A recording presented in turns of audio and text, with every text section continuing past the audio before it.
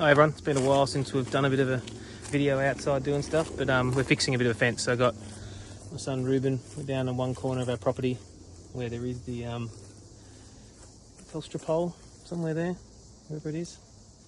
And it's been knocked down, one of our branches fell down and Telstra fixed it, then it looks like a neighbour's truck has ruined it. So we'll head down there, got our tools, and we'll have a go at fixing that and see if we can get it all, our fence looking better, because at the moment there's no internet. We're luckily got 4G running, but there's actually no internet coming through the line. So for doing my fences, I made up this little kit a while ago. It was an old free toolbox that a guy made at tech school when he was learning, like 60 years ago. Got it for free off Marketplace, but it's been perfect for my fence fixing stuff.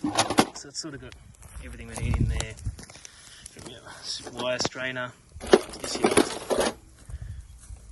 wire tools, little crimps for crimping onto fences, depending. This is more for chicken wire when we're doing that sort of stuff. A few different odds and ends. This spanner's like the perfect size for doing up the strainer tensioners, wire tensioners. I haven't got any here right now. Just little U-nails, just the odds and ends, even springs. Sometimes on our orchard we have a little spring tension on the wire because it's connected to a tree which flexes. That trampoline spring works.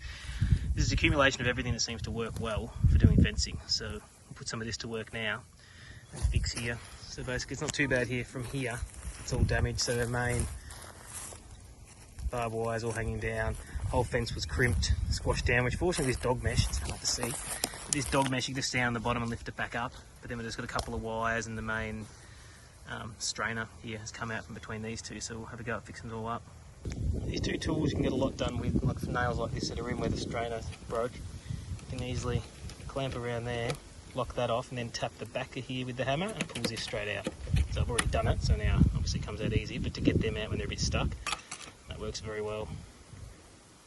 Obviously this end too is good for hooking out these U-nails, because obviously to reset your fence you've got to often pull out a lot of these and readjust everything.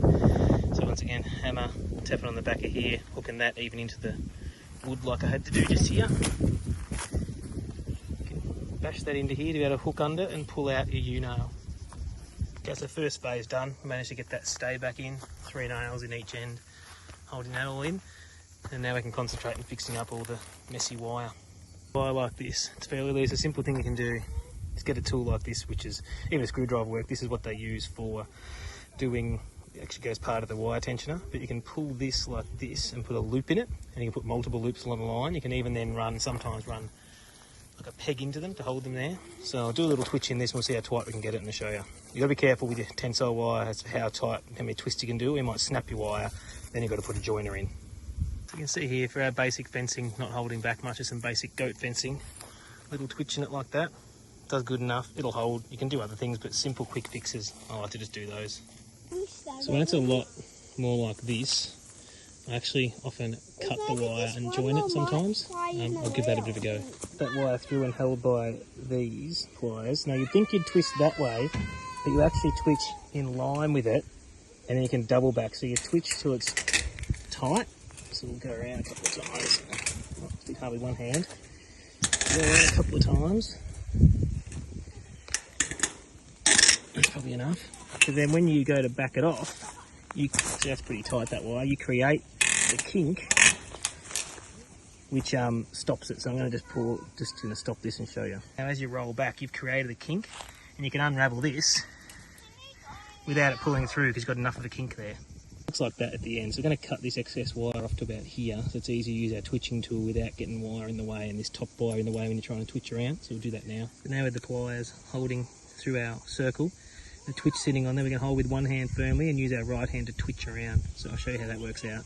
Having a good basic twitch, take out that, because we've got about a foot of slack here, so that takes that out. And then if you needed to tighten it up a bit, you can just do the simple twist around to take that extra 10-15 centimetres out of there. Again, this is basic perimeter goat fencing for us, and our goats are quite docile, don't test it really, like this will still hold up anyway, but you wouldn't do this sort of style for cattle fences. You probably do it a bit neater, but for what we're doing, it'll repair it enough, so then we can put some clips around here to hold it all back up.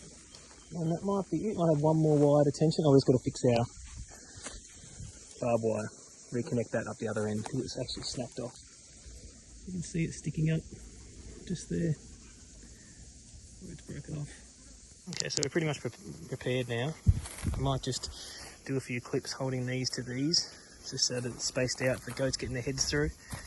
I might just tack this top wire up to the underneath of here with a U nail, just to hold it all a bit tight, just so goats don't try to push through. But at least we're repaired again now, which is more than I can say for that's our Telstra. Been like that for a while, since it all got knocked down, they haven't fixed it yet. So, as people know, Telstra are really good with a lot of their stuff like that. It's all finished now, so we just put a couple of these clips along, just to neaten it up, where it was a bit wide open, etc. So now we've got a working fence again to be able to fence the goats in.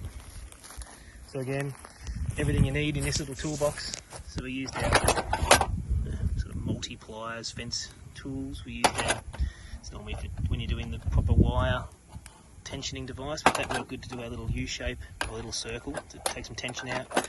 Wire twitcher, they're very, very good to use.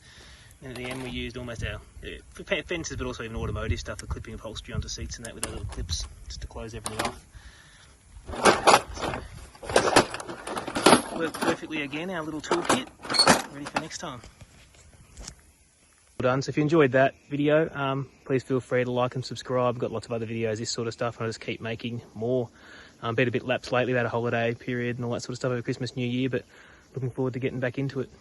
Cheers. Enjoy.